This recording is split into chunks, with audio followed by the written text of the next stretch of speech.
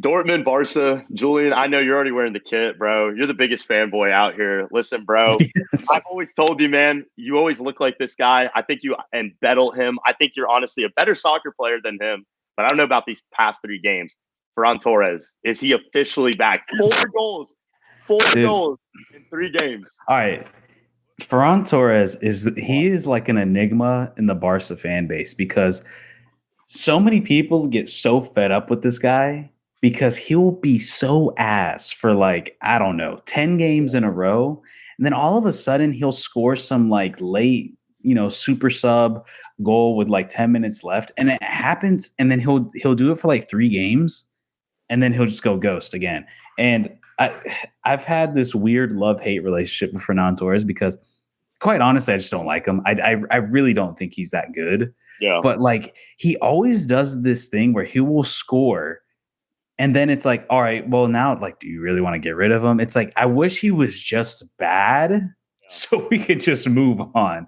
Because I do think there's just better people you could do to fill that role, that super sub role, that backup striker, whatever it might be for Barcelona. But hey, look, I got to give credit where credit's due. At the end of the day, he did score 2 goals late in the game as a super sub for Lewandowski.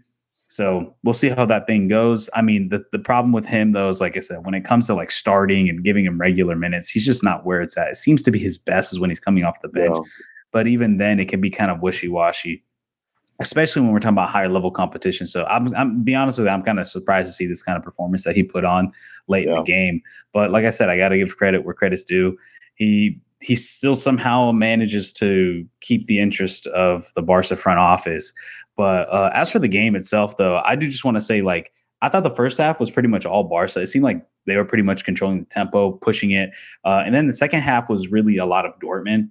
I did think Barca looked really good in transition this game. Like they looked deadly between Lamine Yamal, the creation that Pedri was creating. Lewandowski didn't have his best game today, but Rafinha looked super dangerous, obviously scoring the goal early. There's a couple shots that maybe you wish he would have put away there. But Rafinha is another one of those guys where last year everybody wanted him out. I kind of wanted him out. I felt like he was one-dimensional. He felt like he couldn't do a whole lot, but then under this Hansi Flick system, he's managed to figure out a way to get him to work within this team because I didn't necessarily think it was possible. I mean, putting him on the left wing when he's really a right winger, he's kind of like a guy who likes to cross the ball in, not so much a lethal striker, but they've managed to find a way to have them work together with Lewandowski and the Mainz. So, because I was all in the boat where I'm like, all right, bring in Nico Williams. Nico Williams has to come. You got to bring him in. And obviously, that seems to still be the move. Like that's what the rumors are saying, that he's going to come in. But Rafinha kind of put a little slowdown to that. He's like, hey, watch out, guys. I'm still here. You know, I still want to be one of the best wingers in the world. He's like, I want to be, and to be fair to him, he's been one of the few bright spots for the Brazil national team. Not that he's played amazing or anything, but compared to the rest of the players that are playing over there, he's been one of the more consistent players for them. So, and then also, dude, Danny Olmo, my God, dude, that guy was killing it with the through balls. He was creating so many chances. I love Danny Olmo. The moment they signed him, I was so hyped because I loved what I saw from him in Spain. Obviously, he went against his, no, my bad, but he was a great player in Red Bull Leipzig, but. I love he fits this Barca identity and this Hansi Flick system so well. He's that great linkage because I think they try to do this with like Pedri and like that 10. And I don't necessarily think Pedri's a 10. I see Pedri more as like an 8 box to box, a creative player, but not necessarily just like a lethal in that final touch. I mean, that final third. And but yeah, man, Barca, a really good game. I do think, and now from the Dortmund side of it, I just want to touch on real quick. Girassi, dude, guy's on a roll. He's playing really well. We called it, man. He's starting to heat up for Dortmund. He got a goal that was called offside, sadly, but dude he is really good at timing his runs for the most part. It seems to be that, and granted, this is not the best Barca back line. They're suffering from a lot of injuries right now, and you're playing a 17-year-old in Barca, but he's done a great job of really kind of attacking that back line and left Barca kind of worried for a few moments there. Yeah. The one thing, though, I will say that Dortmund needs, and they've been lacking since he's been gone, is Adeyemi, man. Adeyemi adds that little bit of dynamism and that creativity and just that little umph that I think Dortmund needs to get over the hump in some of these big Champions League games, because since he's been out, they haven't necessarily looked good. He was on the bench, but he didn't get any minutes. They put in Reina this game, which I thought was a little surprising. Yeah. So, but obviously, if you're Dortmund, you're hoping Adeyemi can come back healthy and look good, because man, when he was playing, he was lighting it up. So I think he could really help this Dortmund team a lot. So that's kind of where I'm at with this game. What do you think, man? Yeah, dude, I agree with you, man. Listen, Gio's back. U.S. men's national team is back, bro. Good for them. I think it was a big bright side. I think they looked happy just to see him back out there. He did look a little rusty, kind of like you were adding Julian. Honestly, dude, shout out as well. Both Julian and me called it. No Karim Adeyemi. You could tell Schlotterbeck, Marcel Sabitzer. I mean, even Guirassy is not that type of he's lethal. He's definitely a clinical striker, but he's not your playmaker. You know what I mean? He's not going to be the guy creating it. And I also called it as well with Guirassy. He can't put this whole team on his back, dude. Emre Can. Listen, guys, one of y'all, somebody's got to step up, man. Somebody's got to step up and help them out, dude. Well, it sucks too, because obviously, they lost Sancho this year. They lost Marco Reus this year. So who's also been on fire. So they lost big playmakers in that part of the field. Yeah, no, I agree with you, dude. I think it shows with Dortmund, but I think Barca as well. And in regards to the game, I think they were really able to do a good job of it. Obviously, like you mentioned, Lamine Yamal, Pedri looked good, dude. Ferran Torres, listen, 3 games, like we said, a little stat for you guys. 4 goals in his last 3 games. Was a starter against Mallorca, scored in a La Liga game, scored over the weekend, last weekend against Real Betis. Now, he was a bench player in that game, and he comes off the bench, scores. First goal was interesting. I didn't think it was some golazo, but that second goal, I don't know about you, Julian. I paused, and I was like, we're about to have a Ferran Torres. We're about to have a Torres moment right here, dude. Whether it's Fernando Torres. I feel like that should have been stopped. I feel like the keeper could have done better on that. It felt like it was right next to him. Weird how he waited, and then he said, you know what, I'm going to shoot it. And now I'm going to. And it was kind of like, I don't know about you, obviously being our local Barca fan, kind of held my breath as well. And I was like, oh, shit, he's about to miss. But massive props to him, dude. Also, shout out to your boy, man, Iñaki Peña. Guy's been critical, not only in this game, all season long for Barcelona. Everybody, I mean, you go out and you signed the Polish giant, Wojciech Szczesny, who's obviously, coming out of retirement for this. And it's, it's this massive panic mode. Iñaki Peña said, hold up a second. Let me get my big boy pack back on. I'm going to go out there and kick some ass. Dude's been great. I think he's really been lights out. He's played well for them. Now, Julian, speaking, though, of Barca, you got to speak of El Clasico rival, Real Madrid, Atalanta. Great. Hey, another 2-3 absolutely amazing game, dude. Amazing game. Kick it off. What are you taking away from this game? Good and bad if you're a Madrid fan is that you see Mbappe finally start to look like Mbappe. Oh, those first 30 minutes, man, he looked like the Atalanta defense couldn't stop him, which I'm going to get into them in a second. Not the best, but he looked like you're finally getting that Mbappe you've been wanting for a while. Obviously, he gets hurt in the 30th minute. They bring in Rodrigo, who's also still trying to recover as it is.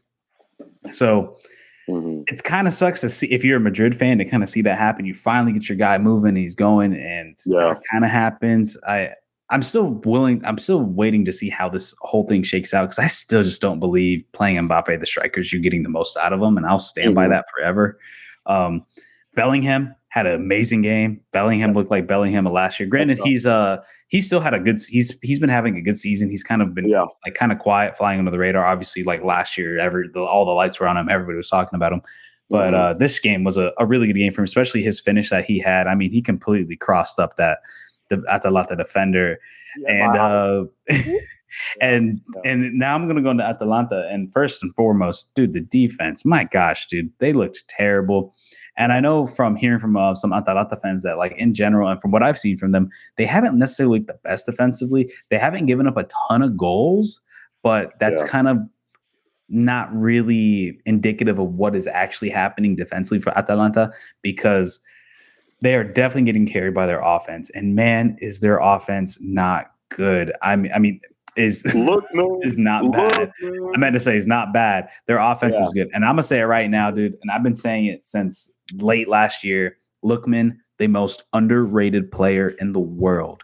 This So man good. can do it all. He can He's so create. good. He's a lethal goal scorer. He is good with the ball at his feet and can dribble. Like, Yeah. I don't know if Atalanta is going to be able to hold on to him next summer. I mean, I hope they do for the sake of them. Yeah. Obviously, there's going to be some deeper pockets looking at what he did, especially in this Real Madrid game. I thought he had a great game. Sadly, his goal, too, was nasty. Sadly, I thought Courtois kind of did a good job holding down Atalanta, so it kind of affected like some of their goal scoring opportunities. I thought they could have been a little bit more lethal, especially at late in the game. I don't know if you saw, but like, man, Lookman hit a cross in wide open shot in front of the goal.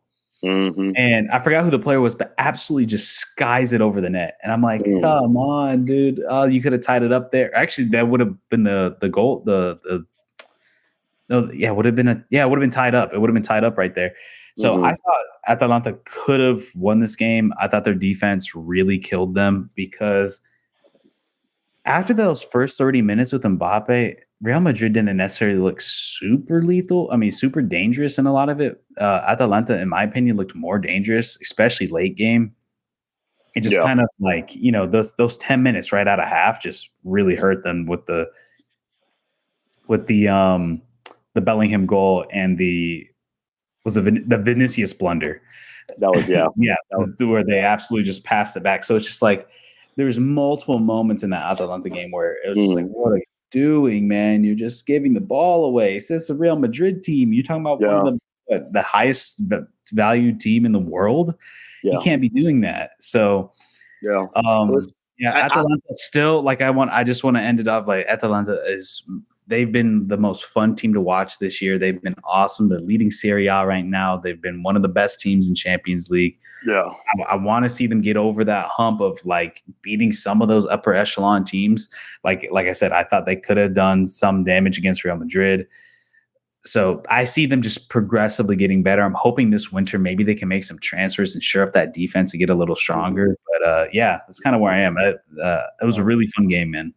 I agree with you, dude. Listen, I think if they sell Adiola Lookman, man, for a band, brother, they're going to get a couple bands back, dude. I think that guy, he's him. He is Himmy. He is Himmy Neutron. He is him. And we can't talk, and we cannot forget about what is it, Kettle Larmes? The Belgian guy. Yeah. Yes, no, dude, he's having a great season too. He's been that duo up top has been the best in Serie A and one of the best in all of Europe. If I'm Atalanta, though, I'm starting Retugi. Catalara. Catalara. Yeah. I think Retugi, he's just a big one.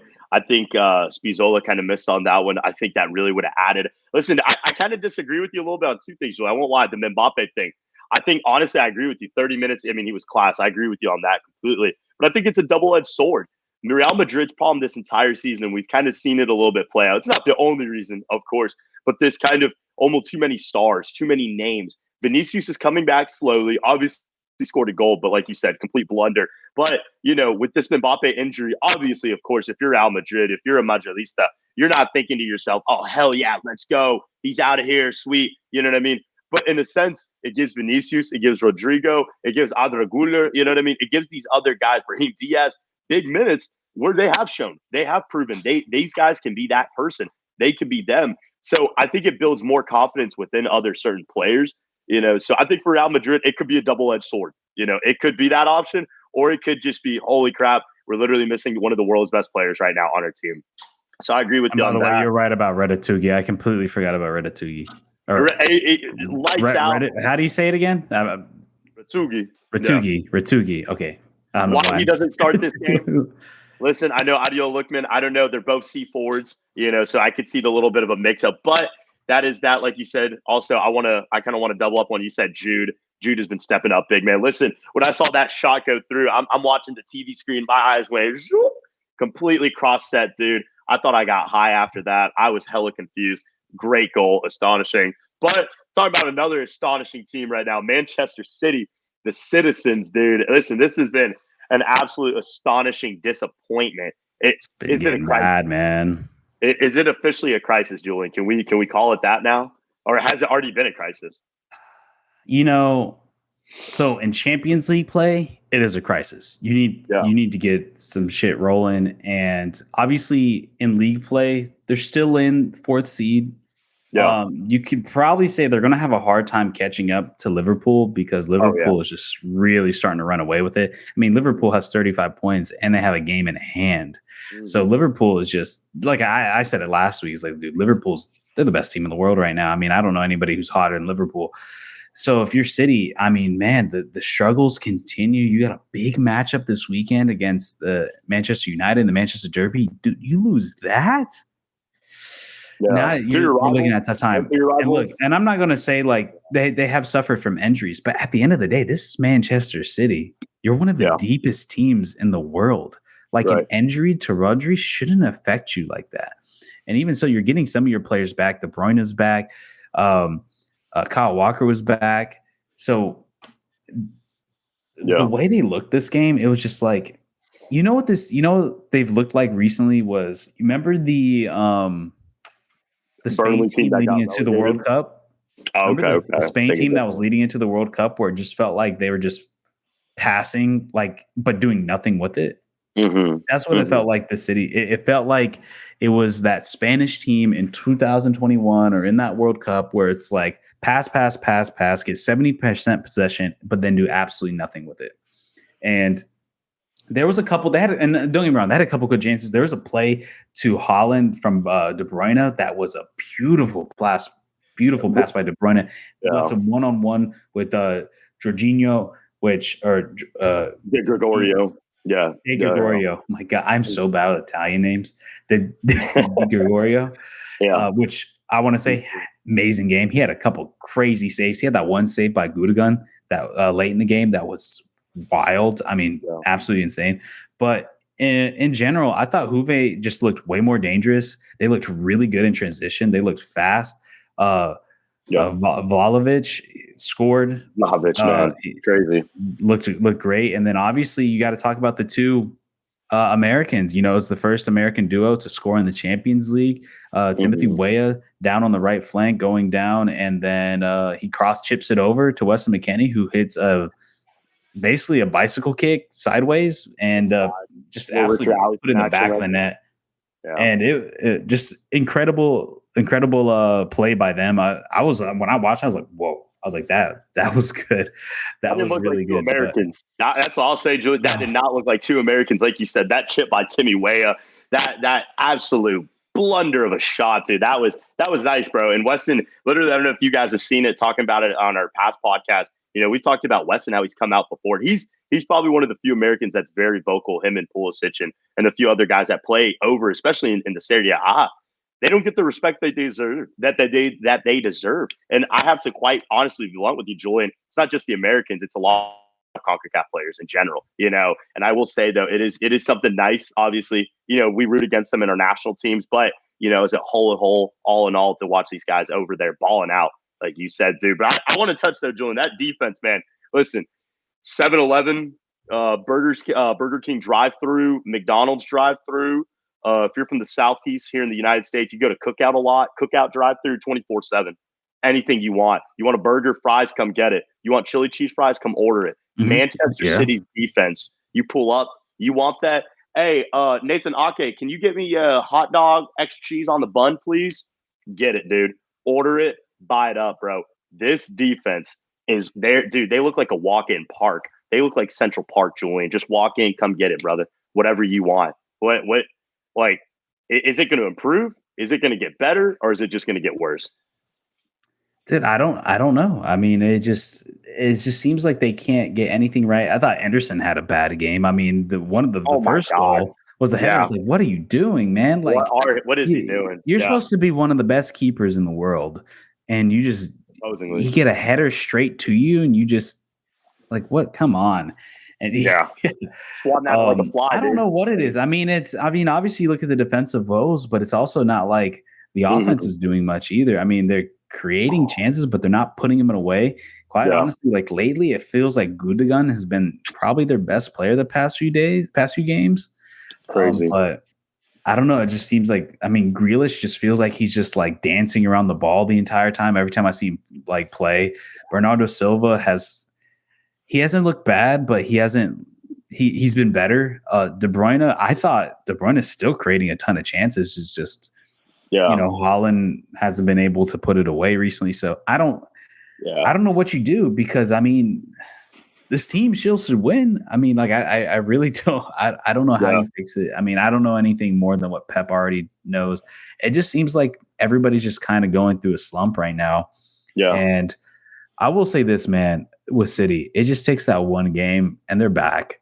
Mm-hmm. In my opinion, it takes that one, and it might be this Sunday against Manchester United. Like they get that one game, they get that big rivalry win, and then all of a sudden it's like that.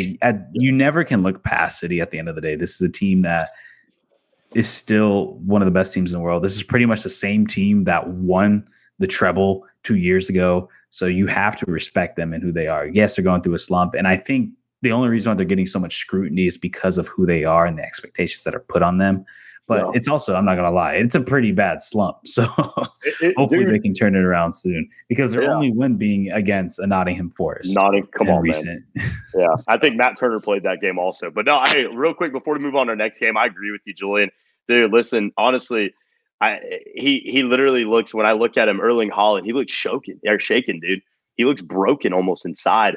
Like, I look at this guy and he literally looks like a dude that he asked out a girl to prom and he just got rejected. Like, he looks so broken, dude. And you see him walking around and he's like that 115-pound kid that's trying out for the JV football team. And he just got on Barca and he's getting his ass slammed. He's getting pancaked every single time. Dude, he really looks shaken. I can't even lie to you, Julian. He looks worried. He doesn't look clinical.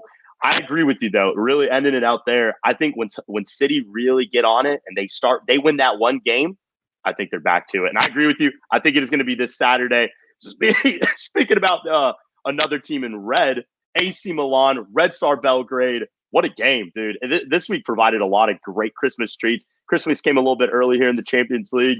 Red Star Belgrade. What are your big takes away from that game, Julian? I will say, as our also resident Milan fan and a big Milan guy, I don't think they necessarily played bad in this game. I thought Red Star played above their level. I was actually genuinely shocked by the quality that Red Star showed this game, because, like I said, I don't think Milan actually played that bad. I will say that first goal by Rafael, my gosh, that touch and look, I'm not gonna lie, I'm the biggest Rafael simp. All my friends know it. I know Will. Like I'm a big Rafael simp. So he's got the smile like him. He's got the smile dude, like that's just what it is. But incredible touch, absolute banger goal. To chip it over the keeper. What a shot. What a shot. And I will say Red Star looked good that first half. Now, I think when it got into the second half, that's when things kind of changed and went towards Milan's side. Yeah. I thought Tammy Abraham looked good this game. He had a great game. Tijani Reinders had a great game. Overall, I thought everybody looked pretty damn solid. Obviously, the one goal from Red Star was a mistake by Yunus Musa. He kind of gave the ball away, and then they scored one from deep. So, yeah. But I got it. Like I said, the goalkeeper, what was it? I got it right here. Gutesa, absolutely stud. He kept them alive, because there was a few goals that he helped stop, because they should have been put away. But he made some great saves, and that's kind of where I am with Milan game. I think it's a good win. You expect. Usually, like, you go into this game, you're like, all right, you should thrash Red Star. This should be 3-0. Like, that's what you're going here for. Right. And that didn't necessarily happen, but I think a lot of it is due to just Red Star rising up to the occasion. And I'm not going to put too much blame on Fonseca and what he did this game, because I thought all the players kind of showed up. They all played well. And then your star played well. And obviously you're missing your other big star in Christian Pulisic, who is out still. And then you lost Loftus-Cheek early, and you lost Alvaro Morata early. So, but Tammy Abraham came in, stepped up big time to fill in Morata, and then Chukwueze came in and filled in that role for Loftus-Cheek, who might be an upgrade anyways, because Loftus-Cheek has really been struggling this year. I see MLS move coming in for him. Yeah. Loftus-Cheek? No way. Dude, hey, Inter Miami, Fabricio, can you go ahead and confirm it for us? Listen, I agree. Honestly, all I really got to say is shout out to Red Star, man. Really played up to it. I'm not a fan of him. Obviously, you guys know my Panamanian heart's still broken with Puma Rodriguez making the move to Juarez. But no, dude, I agree. Honestly, kind of reiterate everything you said. They played up to it. Bayern, Inter Milan, another great game. Not high scoring affair, 1-0, but a crazy last second goal by Bayern. Correct me, who scored that again, Julian, for Bayern? Was it? I'll pull it up for you because I'm drawing a blank too. Yeah, I know it was the last second goal, but what a game though. You want to kick us off? What are you thinking from that game? Should that have been a 0-0 game? Was that an unfair result to Inter Milan? I feel like it was a little bit. I can't lie. Mukele. Yeah, he scored late. But no, I thought Leverkusen deserved to win this game. I thought the game plan for Inter was just so lackluster. What are they doing? They pretty much parked the bus this entire game. Didn't do much. Which was weird. They did, and they also didn't. No start from Lautaro, no start from Marco. I don't get that. I don't understand the game plan coming into this game. Quite honestly, no start from Barella. I don't know what he was thinking. Quite honestly, because this is an Inter team where I don't know what's been going on this Champions League, but they're not playing like how they play in Serie A or even last year. I even said it last year, and I'm coming into this year. I'm like, Inter should be one of the sneakiest dark horse teams in Europe right now to win it all, because they are very good defensively with Bastoni and Sommer in the net and Bisek and De Vries. I can't say his name, but the captain. Yes, they are super solid defensively, and they have lethal scorers up top. And you have a wing back in DiMarco that I like a lot. I like your midfield, Barella and Fratesi. Mkhitaryan on the bench. I mean, come on, man. And I don't get it necessarily. I don't know if you thought Leverkusen was going to just give it up to you, but I would have liked to see more from Inter. I was really shocked. And then even in this game, they didn't look dangerous at all. I felt like Thurm couldn't get the ball to really put it away. It was just such a lackluster performance for them. I would really like to see them and be what they're capable of, because from what I've seen from them in Serie A, they are better than this. And what we saw from them last year, this is a team that should be better than what they are. I mean, this is they won the Serie A last year. They need to show up and live up to that potential, because this entire Champions League play, they have not looked great. I mean, the Arsenal game was probably their best game, but that wasn't even and mind you, I'm talking about from a higher level perspective. Yeah. But as for the Leverkusen side, dude, Leverkusen looked high flying, man. They were creating chances. I thought everybody played really well. Florian Wirtz, Frimpong, Mukele, Xhaka, everybody. What Xabi Alonso has been able to do with this team and continue to do and bounce off what they did last year. Obviously, a lot of people are like, oh, they're not as good as last year and all this stuff. Well, it's all right, man. They went on a crazy historic run. They're going to come back down to earth a little bit. But at the end of the day, this is a team that you have to respect. They got players on all sides and every single level of the field, and they are fast, and they can play off the pass and one touch so well, because Xabi has this system ingrained in them. And I thought they should have won this game by more. Obviously, they had a little bit of flashback of last year, scoring late last minute in the 90th minute. But I thought this game, Leverkusen should have probably put it away even more if it wasn't for a little bit of mistakes and not being as clinical or getting that final touch, because that was kind of the big problem, was not getting that last pass. They were kind of struggling to get that last pass or getting a little bit more accurate on goal. Yeah. But outside of that, you couldn't ask from a better performance from them, but other than just being a little bit more clinical and getting that final touch. So that's kind of what I got from this game. Yeah, dude. I just got to say is 2 syllables, actually. Frimpong, my guy. This guy, dude, listen, he is a gem, dude. He is a gem. And I think especially for the Dutch national team, obviously with Denzel Dumfries, who's normally the right, excuse me, who normally plays that right back position for the national team, which, if I'm not wrong, I want to say he's injured or something, but he hasn't been playing for Inter Milan as well. But dude, I mean, Frimpong, I mean, he's just going to pick up the backpack and he's going to roll as well. I think he's been incredible for them. Obviously, Florian Wirtz, Ezequiel Palacios, and Capia look good. Even the Burkina Faso center back to Saba look good as well. I mean, this whole team, I think, like you said, dude, Xabi Alonso, I think he's very similar to Hansi Flick. He knows how to get guys to connect well with each other, even if it's, not the most automatic connection. He's able to work it there. So I agree with you, dude. I think other than that, it was a pretty, the gameplay, I agree. I just did not understand. And that's why I said earlier, if it would have been more fair for a draw, I don't know if that's what Inter Milan wanted. I feel like Inter was kind of like, you know what, we need to take the draw. We need to just take the points. But in all reality, they're going to qualify. I think for Inter, it's fighting. We need to get a top 8 spot, Granted, I don't think they're going to get it now after this loss. It's going to be really, really tough. I know they're down a little bit in the standings after that loss. So we got to see how they're looking and whatnot. But that kind of gets a lot of. And I do want to say one more thing too. It's like, look, I understand Lautaro's not playing at the level he did last year, but at the end of the day, this was a guy who was top 10 in the Ballon d'Or race. This was a guy who was a Golden Boot for Argentina and the Golden Boot for Serie A and the MVP of Serie A. Why is he not playing, dude? Like, and even so, I don't even think he's playing that bad. Granted, you would like to see more from him, but let me see what his stats for the season. I don't think they're terrible either. So he started in 13. He has 5 goals and 2 assists in 13 matches. What is going on? Like, I don't understand this game plan that they're doing.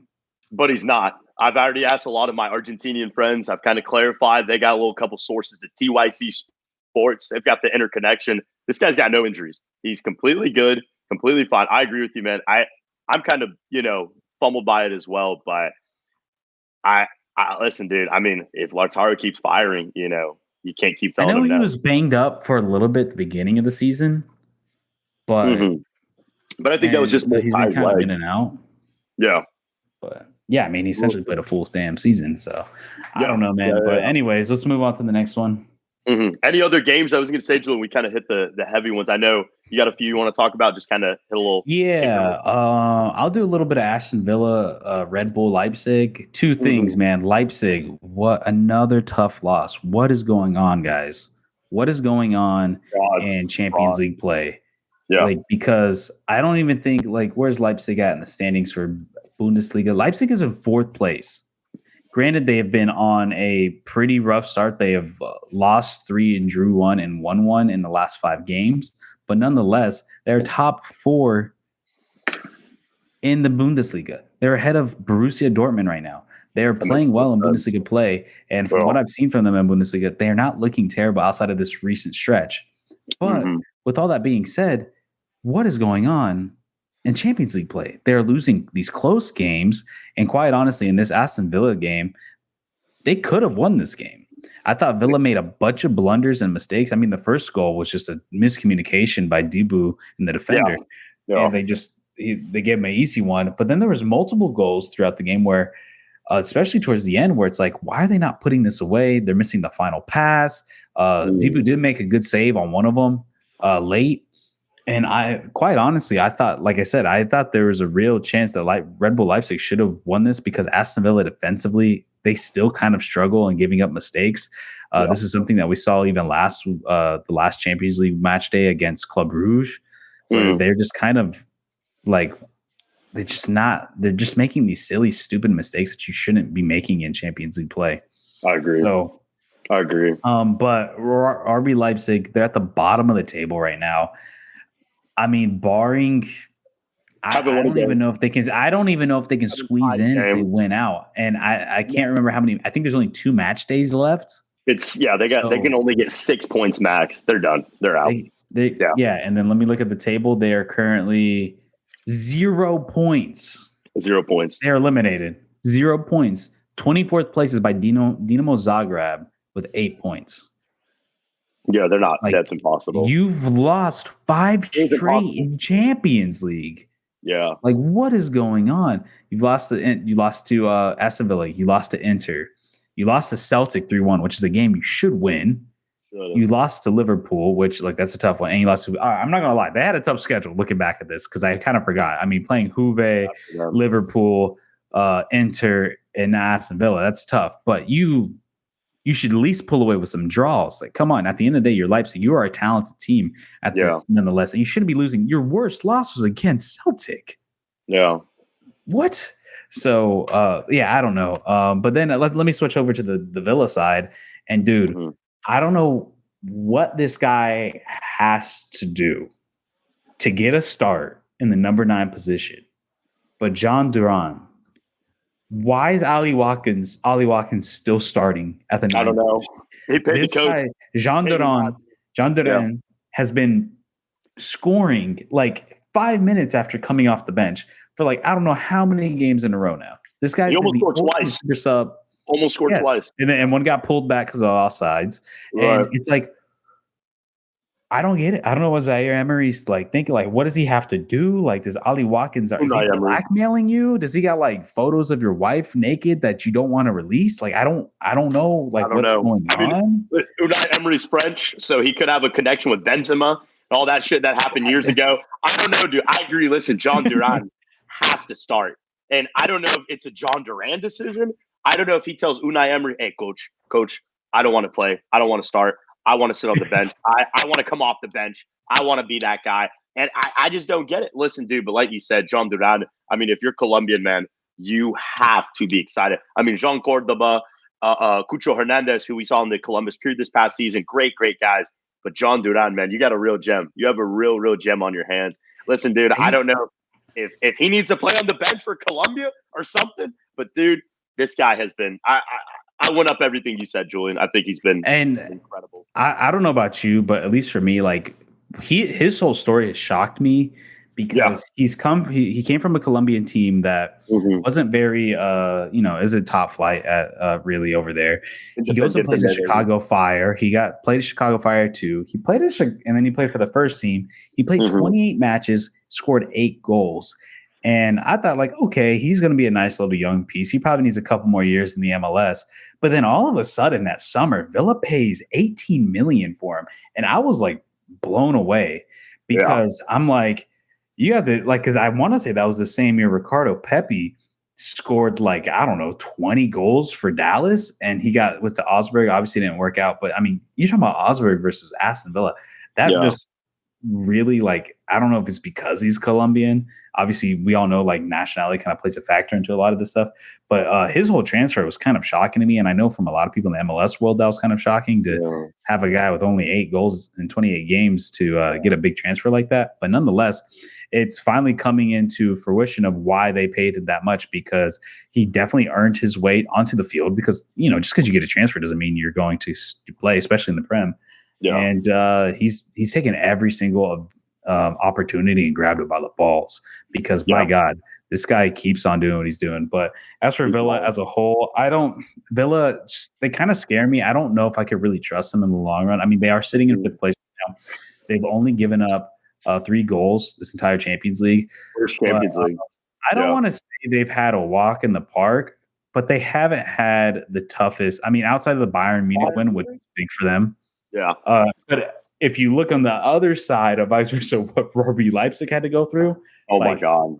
That was I don't know if they do that. But I do think, like I said, their defensive blunders worry me. I mean, they consistently tend to make just like bad mistakes. And if they didn't have the best keeper in the world, it would probably show more. But let's move on to another game. What game do you got? We can touch on it real quick. I'll get my points, dude. Monaco Arsenal, man. That's our boy Adam's team. Listen, dude, Arsenal. Julian, I think we said this on the last podcast. Dude, they're just under the radar. They're under the radar in the sense for me of nobody's going wild. Nobody's talking about like this is that new sexy chick on the block. Everybody's just. I think they're where they should be, like hype-wise.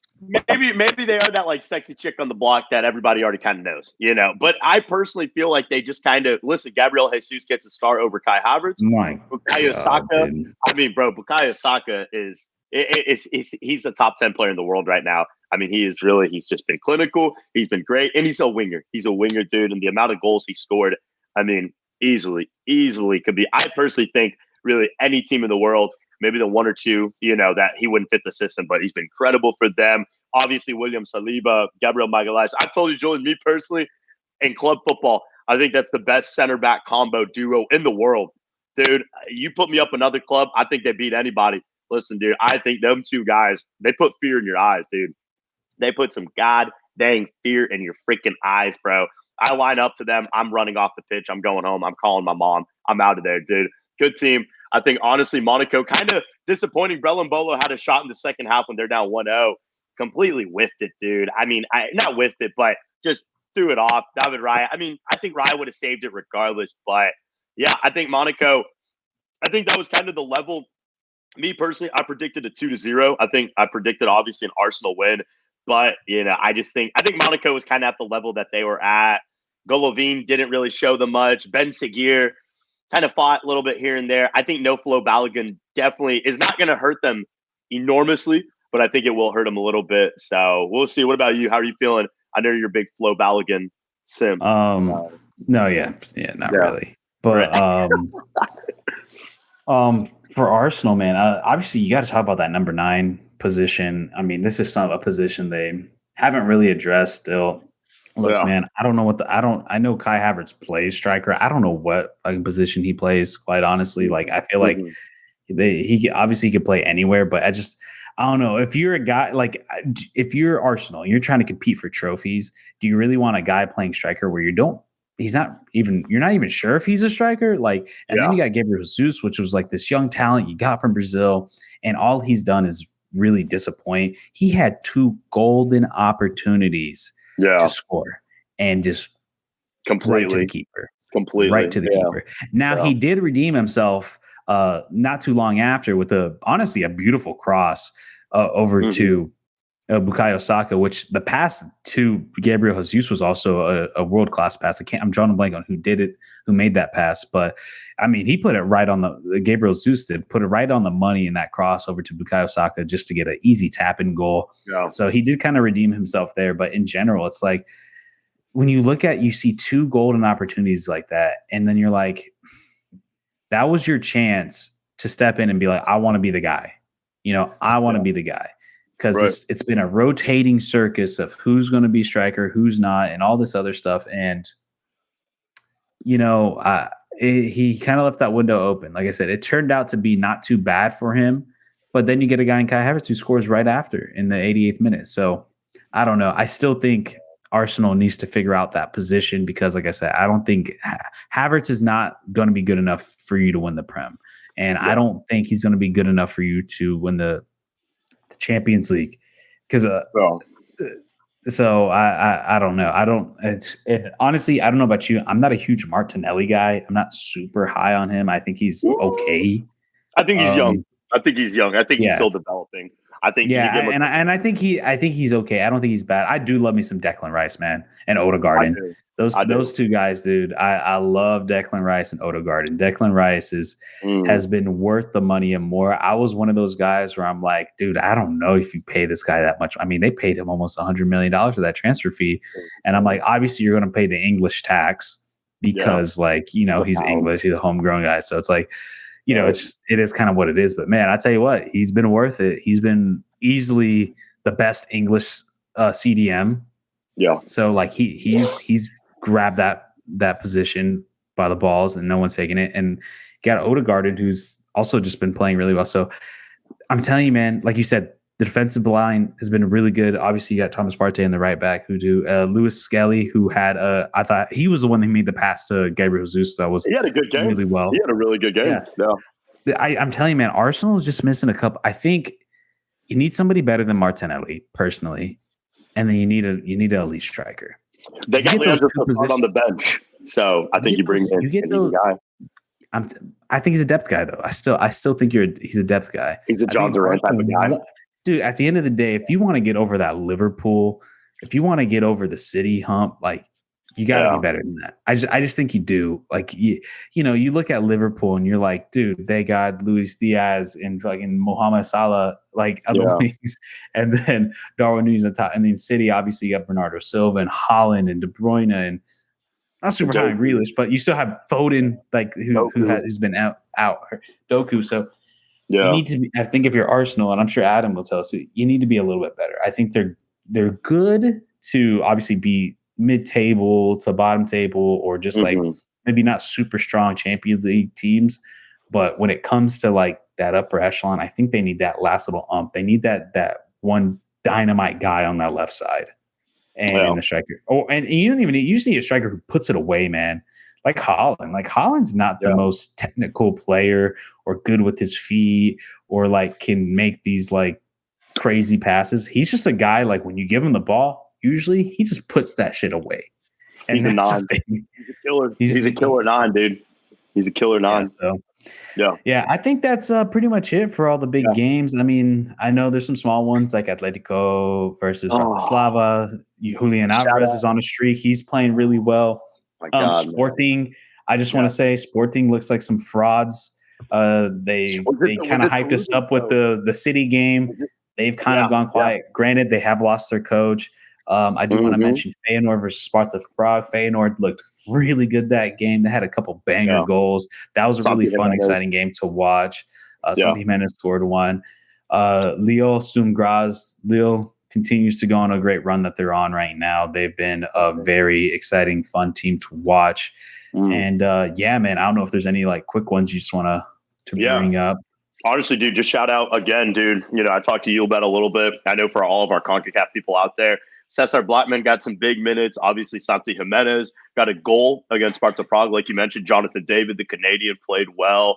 PSV, I believe Malik Tillman got the start. Ricardo Pepe got a couple minutes as well. So all in all, CONCACAF getting some good minutes. Obviously, for my boy Cesar Blackman, man, listen, dude, no wins, not even a tie. We're in the Red Bull Leipzig boat right now. We're right there with those boys. But dude, I can't be mad. All of my Panamanians, all of the people that watch and support the national team and people that really follow, you know, like ourselves, you know, like myself with Panama, we're happy for him. And not just happy for him, I'm excited to see he's getting a lot of big lessons. He's learning a lot. And he also picked up a Theo Hernandez jersey, the AC Milan Frenchman. And he also picked up this last game, if I'm not incorrect. I want to say it was Giuliani Simeone, Cholo Simeone's younger son, the Argentinian, who's already got a couple national team calls. So, you know what, dude, bringing back some little bit of silverware, I guess you could say, in a way, you know, some guys, some big names. But no, dude, I love seeing it, man. We're growing. And yeah, what about you? What you got to say, Julian? And then, I talk about Sporting being frauds, but I also want to say that Club Brugge, man, they're playing well. They're playing they're good. A team that I think they've been really dangerous. They've been flying under the radar. They've been losing some close games, but they've been making some big draws. A big draw against Aston Villa. It's a team that, like, it's just a pretty strong Belgian team, man. And then obviously Brest win again against PSV.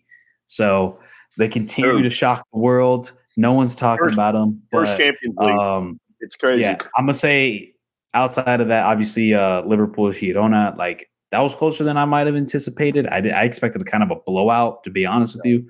But PSG beating Salzburg, kind of expected. Celtic Dynamo Dinamo Zagreb. Yeah. I love it. That was a draw. Right. Drop in the comments how to properly pronounce them. Please let us know. That was a kind of a snooze fest. And then Benfica Bologna, that's been a snooze fest. I do want to say Bologna, super disappointing in Champions League. I expected a lot more of them coming into this because I was really impressed by their season last year. I thought they were going to be the Brest, and I thought Brest was going to be like Bologna. I had roles reversed. I had Bologna being like a sneaky team that like people were sleeping on because no one talked about them like leading into it. And then lastly, bro, Stuttgart. Now, you want to talk about team flying under the radar, Stuttgart. Stuttgart gets a big win against Young Boys. Obviously, Young Boys not the best team. But Stuttgart, man, they continue to just fly, coast under there. I know they're not looking too hot in Champions League play. I mean, in Bundesliga. Yeah. Because right now in Bundesliga, they sit 8th. But in Champions League, they sit, where are they at? 15th or somewhere around there. 26. Wow. Okay. Maybe I'm getting it mixed up. But either way, big win by them. I still, at the end of the day, I believe they're a team you got to be careful with. I mean, they're only right behind PSG. PSG is 25th. So it's getting interesting. Only 2 more match days left before we get into the knockout rounds. It's getting really exciting. I don't know about you, Will, but like this whole league phase thing is so much better than groups phase. And if you don't believe so, you're just being defiant for the sake of being defiant. Accept it. It's better. It's cooler. The only reason why you don't like it is maybe because you think it gives you the reminiscing of like the league thing or whatever. But like, let's be real. This is so much better on so many levels. Every game matters. Every goal matters. You know what I mean? Draws matter. It's so much better, and it's exciting. It's the best football you can watch in the world.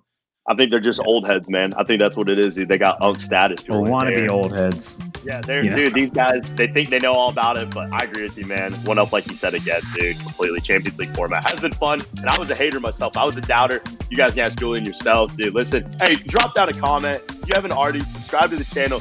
Check us out. Dude, we love it, guys. We love doing these videos. We keep it going, but until next one, Julian, I got you. All right, man. Peace out, everybody. Go follow the audio platform. Please leave a rating and a review. You know what to do. Go leave comments and so on and so forth. But yeah, we will catch you guys in the next one. Peace out, everybody. Peace.